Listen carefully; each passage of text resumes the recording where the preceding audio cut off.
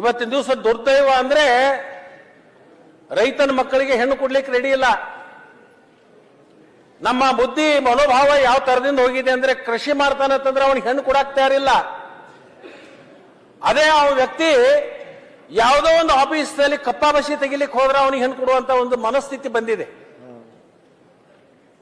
ಇದಕ್ಕೆಲ್ಲಕ್ಕೂ ಪರಿಹಾರ ಏನಪ್ಪಾ ಅಂತಂದ್ರೆ ಈ ಭಾಗದಲ್ಲಿನೂ ಕೂಡ ಔದ್ಯೋಗಿಕ ಕ್ರಾಂತಿ ಆಗ್ಬೇಕು.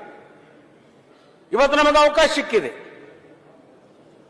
ಒಬ್ಬರು ಇಂಡಸ್ಟ್ರಿ ಮಿನಿಸ್ಟರ್ ನಮ್ಮ ಭಾಗದವರಾಗಿದ್ದಾರೆ. ಈ ಭಾಗದಲ್ಲಿ ಅನೇಕ ಭೂಮಿ ಸಿಗಲಿಕ್ಕೆ ಸಾಧ್ಯ ಇದೆ. ಅದನ್ನು ಮಾಡ್ತಾರೋ ಅಂತಕ್ಕಂಥ ನಂಬಿಕೆ ನನಗಿದೆ. ಅಧ್ಯಕ್ಷರೇ, ಅದರ ಜೊತೆಗೆ ನೀರಾವರಿ ಅಪರ್ ಕೃಷ್ಣ ಯೋಜನೆ ನಾನು ಮುಖ್ಯಮಂತ್ರಿಗಳಿಗೆ ಉಪಮುಖ್ಯಮಂತ್ರಿಗಳಿಗೆ ನಾನು ಅಭಿನಂದನೆ ಸಲ್ಲಿಸ್ತೀನಿ.